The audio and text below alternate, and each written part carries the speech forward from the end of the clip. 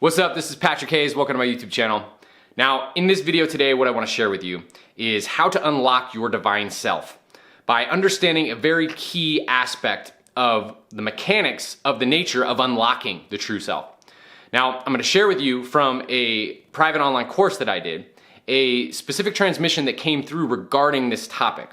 And I wanted to share this with you because this really gives some background understanding of the process of what we're doing as we're unlocking our divine self. Like, what are the mechanics going on behind like just the simple idea of unlocking your divine self. And I also get into some of the perceptive flexibilities that are necessary in order for us to be able to create the kind of space in our life and in our consciousness for our divine self to really take root and start expressing and becoming our experience in our everyday life. So it's a short video, but there's a lot of potent information in it. So stick around to the end and you are going to be stoked that you did. So thanks for tuning in, and here's the video. Because you think of like your divine self is like a circle, say at the very center of a large plate, right? And there's like, and that's the true you. That's the greatest expression, most beautiful version of yourself, right? And we incarnate in all these different lives. And essentially what we do is we go in this like really slow circle towards the center, right? Really, really slowly.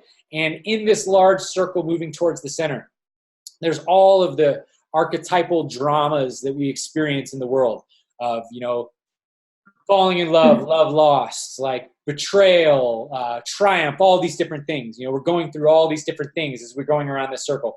And every time we have different experiences, we learn a little bit more about our true nature, And we learn that, to deal with this, we have to be a little more accepting. To deal with this, we have to be a little more compassionate. To deal with this, we have to be a little bit more loving. And we slowly but surely start realizing more of who we truly are, which is unconditional love and appreciation and gratitude. But here's the thing, right? We can spend thousands of lives going around this circle, or we can learn what the game is, and we can say, hey, I can take a path that goes more directly straight to the center, right? Instead of going all the way around really slowly, I can say, well, I'm not going to go around. I'm going to take this angle and go directly in, right?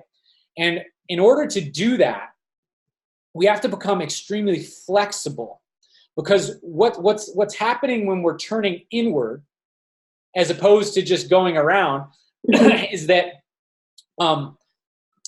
we find ourselves challenged by our different belief systems. I'm this kind of person. I'm that kind of person. I think that I need to do this or I need to do that. And then reality creates we're in the dramas of our reality. This is tough and this is hard and I want to do this, but I can't do this because of this, and I won't let myself do that, and all these kinds of things. I don't feel safe to do this, right? And so we're in the drama of that circle of all the archetypal stuff going on. But in order to break out of that requires us to, in a sense, lose our personality or lose our ego, as people would say, lose our identity of self. The part of us that says, oh, I can do this or I can't do this. Or the part of us that says, I'm not that type of person, or I don't like that, or no, that's not okay with me. I need to, I'm like this. That part of us that has these beliefs, right?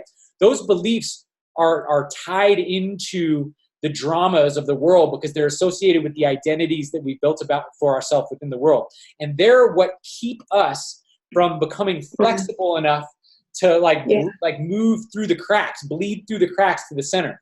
Because when we're truly open, when we say, I know nothing about myself, but I'm totally open to expressing this divine essence as it comes to me in the moment, I can feel this and I know this is the truth, and I'm going to trust this.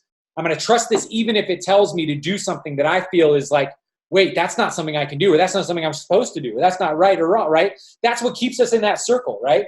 But when we have access to that divine essence, that is what we truly are, and we can trust that, then what happens is we become liquid and flexible. And instead of getting caught in the currents that are associated with all of the different archetypes and beliefs that we have that keep pulling us on this dramatic cycle that slowly takes us to the center, we become more liquid and we can kind of bleed through the cracks and start moving towards the center. Because all of a sudden today, I got this divine inspiration that I'm not supposed to go to school. but I'm supposed to go and climb a tree in the park or whatever it is, some weird thing that's like totally out of the normal. And then you do it and you trust that, right? Because you're feeling it so much inside of you. And then you meet this person that shows you this thing that's like really amazing. And then you like meet this whole new group of people that totally take you on this new path. And then essentially, instead of going this long route, it's like, oop, you found a warp and you just like came in, you shifted timelines. This is what I'm talking about in the timeline shift I'm talking about. You're able to shift timelines more towards the timeline that is more in alignment with yourself, because you're not letting all of your beliefs and your like stuck emotions get in the way.